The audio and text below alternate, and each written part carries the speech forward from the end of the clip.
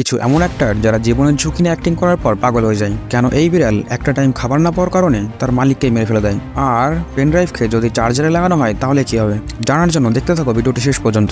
Number 1, এটা সত্যি যে আপনি কতই চেষ্টা করুন না কেন, আপনার শরীরে সব জল লাগালেও আপনার কোনো চামড়ায় চিমটি কাটলে ব্যথা লাগবে না। আর এটা 90% মানুষের ক্ষেত্রেই কাজ করে, যে আপনি যতই জোরে চিমটি কাটুন না কেন কিন্তু আপনার ব্যথা লাগবে না। নাম্বার 2, আপনি কি কোনো সময় ভেবেছেন সবচেয়ে বেশি সময় পর্যন্ত কে বেঁচে ছিল? তিনি হলেন লি চিং ইয়ন। ইনি প্রায় 250 বছর পর্যন্ত জীবিত ছিল, যার মানে 3 সেঞ্চুরি পর্যন্ত। এত বছরে ইনি প্রায় 30টি বিয়ে করেন, আর তাও আলাদা আলাদা এলাকায়। আর তার 200-রও বেশি বাচ্চা ছিল। এত বছর তিনি সুন্দর হেলথ নিয়ে কি করে বেঁচেছিলেন তা সায়েন্টিস্টরা এখনো জানতে পারেনি।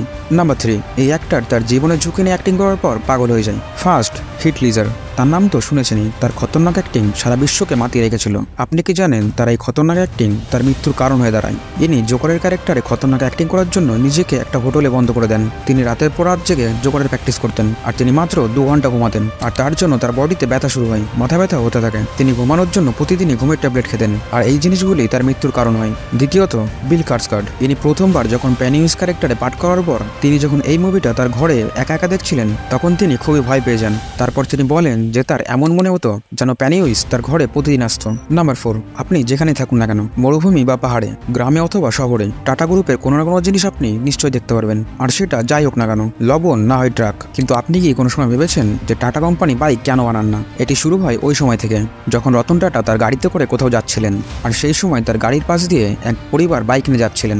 ওই সময় আগে গিয়ে ওই বাইকটির অ্যাক্সিডেন্ট হয়ে যায়। সেটি দেখার পর রতন টাটার খুবই দুঃখ হয়। তারপর তিনি ভাবলেন যে 2 হুইলার সুরক্ষিত না, তাই টাটা কোম্পানির কোনো বাইকই আপনি দেখতে পারবেন না। নাম্বার 5, 2020 সালে 2 ড্রাগ বেচা লোকের ঝগড়া হয়, আর তারা একটি ডিসকাস করে এক ফ্রেন্ডলি ফুটবল ম্যাচ খেলার, আর যে জিতবে সে ওখানে বিজনেস করতে পারবে। আর ওই ম্যাচ শেষ হওয়া পর্যন্ত 16 জন মারা যায় আর 5 জন ক্ষতিগ্রস্ত হয়। ভাবুন, এটি শুধু ফ্রেন্ডলি ম্যাচ ছিল, যদি সিরিয়াস ম্যাচ হতো তাহলে কি হতো? নাম্বার 6, নীতা আম্বানি একটা জুতো কখনো সেকেন্ড টাইম পরে না। তার মানে উনি প্রতিদিন নতুন নতুন জুতো পরেন। অবাক করার বিষয়টি হলো এই যে তার প্রত্যেকটি জুতো 20 থেকে 50,000 টাকার মধ্যে হয়। তার মানে তিনি প্রতিদিন তার জুতোর পেছনে 20 থেকে 50,000 টাকা মতন খরচ করেন। নাম্বার 7, যদি আপনি খুবই সস্তার আইফোন কেনেন বা কেউ যদি আপনাকে গিফট করে থাকে, আর আপনি যদি জানতে চান আপনার ফোন আসল না নকল, তাহলে এই জিনিসটি করতে পারেন। আপনি দুটো ফোনকে সুইচ অফ করে আবার চালু করুন। অরিজিনাল ফোনে আইফোনের লোগোর সাথে ব্রাইটনেস কম দেখাবে, আর ডুপ্লিকেট ফোনে ব্রাইটনেস বেশি দেখাবে। এই জিনিস দেখে আপনি অরিজিনাল আর ফেক ফোন বুঝতে পারবেন। নাম্বার 8, আপনি কি জানেন যে এমন একটা রোগ আছে যেটি আপনাকে জোকস মারতে বাধ্য করবে? কোনো ব্যক্তির যদি ব্রেনের রাইট সাইডে চোট লাগে, তাহলে চান্স থাকে যে ওই ব্যক্তি জোকস অ্যাডিক্টেড হয়ে যাবে। এমন রোগ যা কিনা আপনি কনস্ট্যান্টলি জোক মারতে থাকবেন।